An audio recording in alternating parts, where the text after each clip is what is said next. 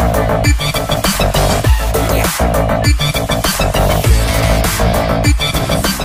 Dear student, कैसे आप सभी लोग। मैं डियर एक्स दिवेश पाल और आज की क्लास में आपका बहुत बहुत स्वागत है। हम जो चैप्टर पढ़ रहे हैं उसका नाम है कोशिका जीवन की इकाई। ठीक है, इसके बाद ये डायग्राम हम लोगों को पढ़ना था। कौन सा डायग्राम है हम लोग पढ़ेंगे, लेकिन थोड़ा सा वेट करना पड़ेगा। इसके बाद बात करते हैं। तो एक ये सेल है हमारे पास में, तो एक है पादप कोशिका, दूसरी है प्राणी कोशिका, यानी कि प्लांट सेल और एनिमल सेल। तो इसको पढ़ने से पहले जो है हमको पढ़ना पड़ेगा यूकैरियोटिक कोशिका क्या होती है। ठीक है, क्या पढ़ेंगे हम लोग? यूकैरियोटिक कोशिका। तो सबसे पहले हम लोग यूकैरियोटिक कोशिका देख लेंगे। इसी को हम लोग क्या कहते हैं? इसी को हम लोग कहते हैं ससीम केंद्रीय कोशिका। ये याद रखना, हिंदी में जो है ना थोड़ी सी दिक्कत जाती है, इसीलिए जो है ना आप इंग्लिश में ही हमेशा याद रखा करो यूकैरियोटिक कोशिका। ठीक है, अब हम लोग यहाँ पे बात करते हैं सभी आद्य जीव, पादप, प्राणी व कवक में यूकैरियोटिक कोशिकाएं होती है। तो वेरी इंपॉर्टेंट, आपको याद रखना है यूकैरियोटिक कोशिका के क्या एग्जांपल हैं। तो पादप कोशिका भी आ जाएंगी इसमें, प्राणी भी आ जाएंगे और कवक भी आ जाएंगे। क्लियर है? तीन जीव।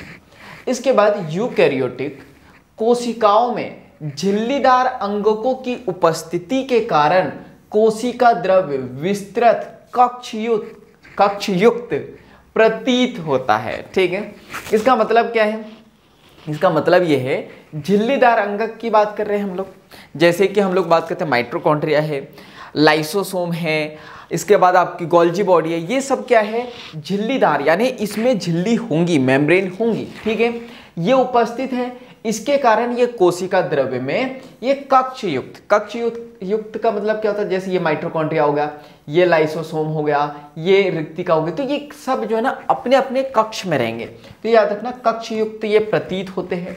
यूकैरियोटिक कोशिकाओं में झिल्ली में केंद्रक आवरण युक्त व्यवस्थित केंद्रक मिलता है। तो ये आपको याद रखना है कि जो यूकैरियोटिक कोशिका है उसमें व्यवस्थित और कौन सा केंद्रक में आवरण वाला केंद्रक मिलता है। जबकि यूकैरियोटिक में हमने देखा था कि उसमें जो केंद्रक होता है उसमें झिल्ली नहीं होती है, वो झिल्ली में नहीं होता है और विस्तृत भी नहीं होता। तो ये याद रखना, ये व्यवस्थित है। प्रोकैरियोटिक में व्यवस्थित नहीं था, अव्यवस्थित था। इसमें व्यवस्थित केंद्रक मिलेगा। इसके अतिरिक्त यूकैरियोटिक कोशिकाओं में विभिन्न प्रकार के जटिल गतिकीय एवं कोशिकी कंकाल जैसी संरचना मिलती है। ठीक है, कैसी? गतिकी, यानी कि ये क्या करेंगे? कोशिका द्रव्य में गति करेंगे। क्लियर है? इसके बाद कंकाल जैसे, यानी कि इधर बताता हूं मैं आपको, कुछ इस टाइप से, ये इस टाइप से ये धागे नुमा रहेंगे। मान लो ये सेल है, तो ये एक दूसरे से कनेक्टेड रहेंगे, तो ये कंकाल जैसे रहेंगे। तो ये आपको याद रखना है। तो कंकाल जैसी संरचना मिलेंगी। इसमें अनुवांशिक पदार्थ गुणसूत्रों के रूप में व्यवस्थित रहता है। इससे पहले भी मैंने बात कर ली थी कि केंद्रक होता है और केंद्रक में जो है क्या होता है? अनुवांशिक पदार्थ। उसमें डीएनए होता है और डीएनए में आपको क्या देखने को मिलेगा? अनुवांशिक पदार्थ। कहाँ देखने को मिलेंगे? गुणसूत्रों में। क्लियर है? जो गुणसूत्र रहेगा उसी में अनुवांशिक पदार्थ रहता है। अनुवांशिक पदार्थ कौन सा होता है? डीएनए, आरएनए, ये इन सबको क्या कहते हैं हम लोग? अनुवांशिक पदार्थ। सभी यूकैरियोटिक कोशिकाएं एक जैसी नहीं होती है। जैसे यूकैरियोटिक कोशिका पादप कोशिका भी है, प्राणी कोशिका भी है, कवक भी है। तो क्या एक जैसी होंगी? बिल्कुल नहीं होंगी। क्लियर है? तो एक जैसी नहीं होंगी। पादप व जंतु कोशिकाएं भिन्न होती है। तो याद रखना है पादप और जंतु कोशिका, जैसे बहुत सारे लोगों को डाउट होता था पहले कि पादप कोशिका यानी कि प्रोकैरियोटिक कोशिका, जंतु कोशिका यानी कि यूकैरियोटिक कोशिका। तो ऐसा नहीं होता, याद रखना है। प्रोकैरियोटिक कोशिका में कौन कौन आता है? पहले पढ़ चुके थे हम लोग। बैक्टीरिया आता है आपका, नीलहरित शैवाल आता है, इसके बाद माइकोप्लाज्मा आता है, पीपीएलओ आता है। लेकिन यूकैरियोटिक कोशिका में कौन? पादप, प्राणी और कवक। क्लियर है? तो याद रखना पादप व जंतु कोशिकाएं भिन्न होंगे। ये यूकैरियोटिक कोशिका ही है लेकिन भिन्न है। ठीक है, पादप कोशिकाओं में कोशिका भित्ति, ये याद रखो, पादप कोशिका में क्या क्या? कोशिका भित्ति, लवक और एक बड़ी केंद्र की राजधानी मिलती है। ये एक्स्ट्रा। क्लियर है? याद रखना क्या क्या? कोशिका भित्ति किसमें? पादप कोशिका में मिलेंगी, लवक मिलेंगे और जिसको हम लोग जो है हरित लवक भी कहते हैं। इसके बाद एक बड़ी केंद्र की राजधानी, यानी कि जो राजधानी है जिसको हम लोग वैक्यूल्स कहते हैं, वो क्या होंगी, बड़ी होंगी, जिसको रिक्तिका भी कहते हैं। तो रिक्तिका कैसी होंगी, बड़ी होंगी, अभी डायग्राम में हम लोग देखेंगे। जबकि प्राणी कोशिकाओं में ये अनुपस्थित होती है। क्लियर है, कोशिका भित्ति नहीं होंगी, लवक भी नहीं होगा और बड़ी केंद्र की राजधानी नहीं होगी। राजधानी होंगी, रिक्तिका होंगी, लेकिन कैसी होंगी, छोटी होंगी। दूसरी तरफ प्राणी कोशिकाओं में तारकाय मिलता है, जो लगभग सभी पादप कोशिकाओं में अनुपस्थित होता है। तो ये याद रखना, तारकाय के बारे में हमने ये भी देखा था कि कोशिका विभाजन में मदद करता है। तो ये किस में देखने को मिलेगा, प्राणी कोशिका में देखने को मिलेगा और जो है पादप कोशिका में देखने को नहीं मिलेगा। चित्र 8.3 में ये देखने को मिलेगा, अभी हम लोग देखेंगे। ठीक है, आइए आपका इंतजार था, ऐसा एनसीईआरटी माता कह रही है। तो आइए आप आ जाओ, हम देखते हैं। अब प्रत्येक कोशिकीय अंगक की संरचना में कार्यविधि का अध्ययन करें, यानी कि प्रत्येक अंगक यानी माइटोकॉन्ड्रिया है तो माइटोकॉन्ड्रिया की डिटेल स्टडी करनी है, एक कोशिका झिल्ली है तो कोशिका झिल्ली की स्टडी करनी है। अब प्रत्येक अंग की जो है डिटेल स्टडी हम लोगों को करनी है। उससे पहले हम लोगों को क्या देखना है, उससे पहले हम लोग यहाँ पे ये देखेंगे कि प्राणी कोशिका क्या होती है, पादप कोशिका। देखो पहली वाली कौन सी है, पादप कोशिका। तो हम लोग देखेंगे ये पादप कोशिका को। क्लियर है, चलिए तो ये पादप कोशिका को देखते हैं हम लोग कि इसमें क्या क्या होता है। ज़्यादा कुछ अंतर होता नहीं है, बस थोड़ा सा अंतर होता है, तो इसको हम लोग देख लेते हैं। चलिए तो यहाँ पे हम लोग बात करते हैं इसमें क्या क्या देखने को मिल रहा है। देखो सबसे पहले आपको ये याद रखना है, ये बहुत सारा स्थान ले लिया है इसने, ये है क्या, ये याद रखना, बहुत सारा स्थान जिसने लिया है, कहाँ दिया है, ये दिया है राजधानी, जिसको हम लोग कहते हैं रिक्तिका या फिर वैक्यूल्स। क्लियर है, तो इसने बहुत सारा एरिया घेर लिया है। अभी पढ़ेंगे कितना घेर लिया है, या किसी को पता है तो कमेंट्स बॉक्स में मुझे बताना है कि ये जो रिक्तिका है पादप कोशिका में कितने प्रतिशत स्थान घेर लेती है।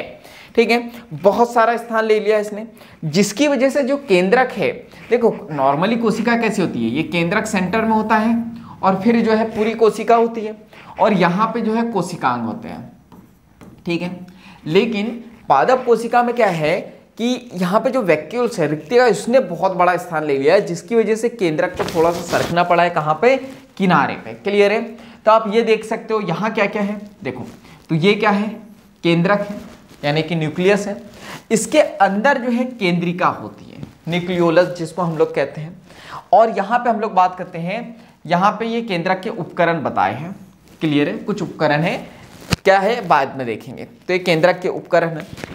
अब हम लोग बात करते हैं ये क्या है, तो केंद्रक पे आवरण भी होगा, तो ये है केंद्रक का आवरण। क्लियर है, इतनी चीजें। अब बात करते हैं हम लोग कुछ चीजें। तो यहाँ पे ये केंद्रक है, तो केंद्रक के चारों तरफ याद रखना, केंद्रक में जो आवरण होता है ना, आगे भी हम लोग देखेंगे, देखो ऐसा होता है, ऐसा, मतलब ये आपस में कनेक्टेड नहीं रहता है, ये इस टाइप से डबल मेम्ब्रेन रहती है। क्लियर है, तो ये याद रखना, ये केंद्रक का आवरण है। अब बात करें तो इसके ये पास में केंद्रक के किनारे पे ये क्या है, तो ये है ER यानी एंडोप्लाज्मिक रेटिकुलम यानी अंतःप्रद्रवी जालिका। ठीक है, तो यहाँ पे आप देखो कि इसके ऊपर ये छोटे छोटे बिंदु बने हुए, ये क्या है, तो आपको ये याद रखना है, यहाँ पे नहीं दिए हैं। तो पहली बात तो ये देखो, ये अच्छा ये दिया है खुरदुरी। ये खुरदुरी क्यों है, खुरदुरी अंतःप्रद्रवी जालिका यानी एंडोप्लाज्मिक रेटिकुलम, रब एंडोप्लाज्मिक रेटिकुलम इसको कहते हैं। रब क्यों कह रहे हैं, क्योंकि ये इसके ऊपर ये जो है, ये क्या है, ये है राइबोसोम। क्लियर है, याद रखना क्या है, राइबोसोम है। तो ये याद रखना है कि रफ एंडोप्लाज्मिक रेटिकुलम कहाँ होती है, ये होती है केंद्रक के पास। क्लियर है, कहाँ होती है, ये होती है केंद्रक के पास। अब हम लोग बात करते हैं, और हाँ ये देखो, ये जो है स्मूथ एंडोप्लाज्मिक रेटिकुलम यानी कि चिकनी अंतःप्रद्रवी जालिका, तो ये कहाँ होती है, तो ये देखो, ये याद रखना, ये यहाँ पर। तो ये याद रखना है कि ये जो है कहाँ दिया है, सो 1 मिनट, ये कोशिका झिल्ली। देखो तो ये क्या है, ये है कोशिका झिल्ली। ये देखो, ये यहाँ से आप देखोगे तो ये यहाँ पे आ जाएंगी, ये कोशिका झिल्ली। तो ये याद रखना है कि ये किसके पास होता है, तो ये होता है कोशिका झिल्ली के पास। तो आपको ये याद रखना है कि स्मूथ एंडोप्लाज्मिक रेटिकुलम कहाँ होंगी, कोशिका झिल्ली के पास। रफ एंडोप्लाज्मिक रेटिकुलम किसके पास में होंगी, केंद्रक झिल्ली के पास। क्लियर है, या केंद्रक के पास। इसके बाद हम लोग यहाँ पे बात करते हैं, तो देखो ये क्या देखने को मिल गया आपको, ये है लयनकाय जिसको हम लोग लाइसोसोम कहते हैं, ये याद रखना। इसके बाद हम इधर देखेंगे, ये कोशिका झिल्ली हो गई। इसके बाद ये बहुत बड़ा जिसने स्थान घेर के रखा हुआ है, ये क्या है, ये है रिक्तिका। इसके बाद पादप कोशिका पढ़ रहे हैं हम लोग, तो पादप कोशिका में कोशिका झिल्ली के साथ साथ और क्या दिखाई देंगी, कोशिका भित्ति भी दिखाई देंगी। ये आपका देखने को मिल गया माइटोकॉन्ड्रिया, ठीक है, जिसको सूत्रकणिका कहते हैं। ये राइबोसोम, याद रखना, इससे पहले भी पढ़ा था। राइबोसोम अंतःप्रदेवी जालिका पे तो है ही है, इसके साथ साथ कहाँ है, ये कोशिका द्रव्य में भी फैला होता है, तो ये याद रखना है। इसके बाद ये हो गया हरित लवक। क्लियर है, याद रखना, हरित लवक सिर्फ और सिर्फ प्लांट सेल में देखने को मिलेगा, एनिमल सेल में नहीं दिखाई देगा, यानी कि पादप कोशिका में होगा, जंतु कोशिका में नहीं होगा। ये पूरा जो है कोशिका द्रव्य है जिसको साइटोप्लाज्म कहते हैं। और यहाँ पे ये एक कोशिकांग होता है जिसको हम लोग कहते हैं परऑक्सीसोम। क्वेश्चन आता है, पढ़ेंगे इसको, ठीक है। इसके बाद यहाँ पे कुछ तंतु है, ठीक है, ये सूक्ष्म नलिका जिसको माइक्रोट्यूब्यूल्स कहते हैं। क्या कहते हैं, माइक्रो, इसको अच्छे से देख लेना आप लोग, इसको पोलियो हो गया, माइक्रोट्यूब्यूल्स, ठीक है। ये है एक्टिन तंतु यानी एक्टिन फिलामेंट, और ये देखो ये इस टाइप से, ये जो इस टाइप से है, और यहां पे ये क्या है, मध्यवर्ती तंतु। क्लियर है, तो इतनी चीजें होती हैं ये प्लांट सेल में। क्लियर है, चलो आगे देखते हैं। इसमें सबसे इंपॉर्टेंट यही है कि जो यहाँ पे तीन की चीजें आपको देखने को मिलेंगी प्लांट सेल में, रिक्तिका बड़ी होंगी, हरित लवक होगा, कोशिका भित्ति होंगी, जो जंतु कोशिका में देखने को नहीं मिलेगा। क्लियर है। इसके बाद हम लोग बात करते हैं यहाँ पे एनिमल सेल के बारे में, यानी कि प्राणी कोशिका के बारे में, ठीक है। चलिए, तो प्राणी कोशिका को अगर हम लोग देखें तो इसमें क्या क्या देखेंगे हम लोग, तो चलो इसमें देखते हैं कि इसमें क्या क्या देखने को मिलेंगे। लगभग सेम है, प्लांट सेल और एनिमल सेल जो है सेल मतलब सेम होती है, यानी पादप कोशिका और जंतु कोशिका समान होती है। यहाँ पे भी ये जीवद्रव्य झिल्ली जिसको प्लाज्मा झिल्ली कहते हैं, ये होता है, देखो ये इस टाइप से, तो ये होता है तारककाय। क्लियर है, जिसको सेंट्रोसोम कहते हैं। ये जंतु कोशिका में दिखाई देगा, पादप कोशिका में दिखाई नहीं देगा। ये हो गया हमारा पराक्सीसोम, ये हो गया हमारा लाइसोसोम, ये हो गया राइबोसोम। जो बाहर की ओर है देखो, ये दो बताइए, देखो ये, यानी ये कोशिका द्रव्य में भी है, और यहाँ पे केंद्रक के पास में ये जो एंडोप्लाज्मिक रेटिकुलम है रफ वाला, उसके पास भी है। क्लियर है, ये हो गया माइटोकॉन्ड्रिया। इसके बाद देखो यहाँ पे राइबोसोम है, इसलिए इसको क्या कह रहे हैं, रफ एंडोप्लाज्मिक रेटिकुलम। क्लियर है, खुरदुरी अंतःप्रदेवी जालिका। इसके बाद ये हो गया कोशिका द्रव्य।